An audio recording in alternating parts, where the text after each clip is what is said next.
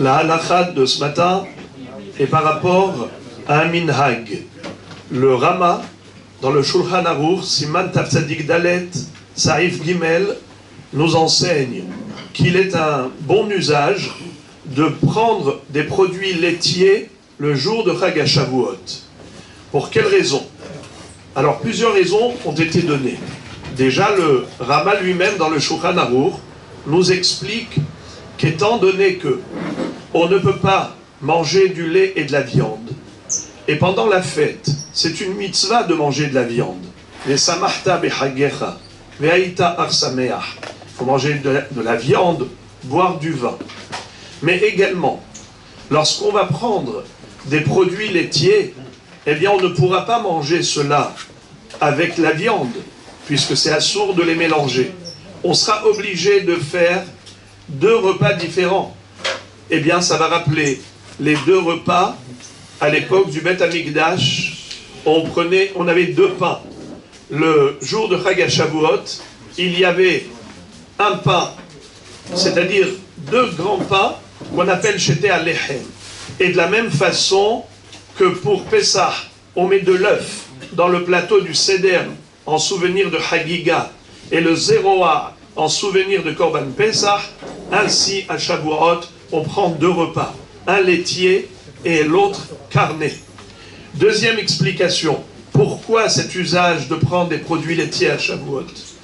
C'est qu'au moment où Am Israël a reçu la Torah, ils n'ont pas pu manger de la viande tout de suite, car la viande n'était pas cachère.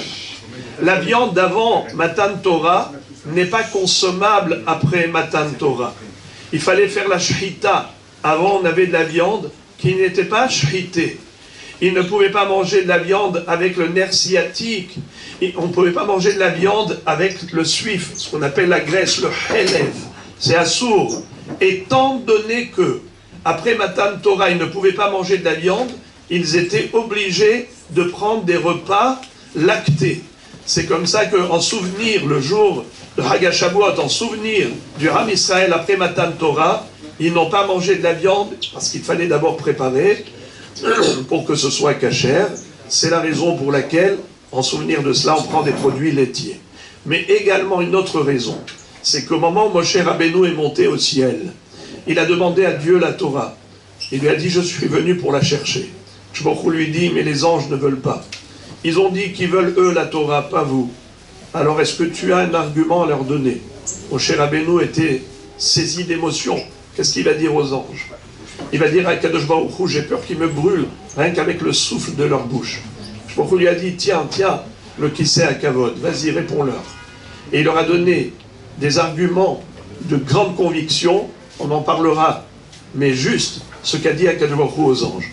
Il leur dit, comment vous voulez empêcher Matan Torah? Le plus petit d'Israël, il est mieux que vous. Vous, quand vous étiez chez Abraham Avinu, il vous a servi des produits laitiers, des produits carnés, de la viande, du beurre. Qu'est-ce que vous avez fait? Vous avez mangé Bassar Behalav, le lait mélangé à la viande. Les bénis Israël, même le plus petit des enfants, il sait que c'est assourd. Et donc il sépare 6 heures entre un repas de viande et un repas de lait. Ça, c'est la chose élémentaire dans la cacheroute chez le peuple juif. Alors Am Israël mérite la Torah plus que vous. Donc on prend des repas lactés à Shavuot, c'est-à-dire on peut manger n'importe quel produit laitier, un yaourt ou n'importe quoi, juste pour faire la différence. On dit ça, on ne le mangera pas pendant le repas de viande, on va le prendre avant, on va ensuite se laver les mains, se laver la bouche pour pouvoir manger de la viande. Pour montrer au Malachim, nous on sait respecter la Torah.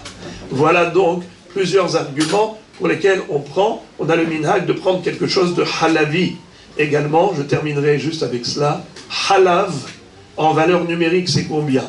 Het, c'est 8. Lamed, 30. Bet, 2. En tout, ça fait combien? 40. Combien de temps il a fallu attendre pour recevoir la Torah? 40 jours. La Torah, elle s'appelle Devash Vehalav Tahat Leshoner.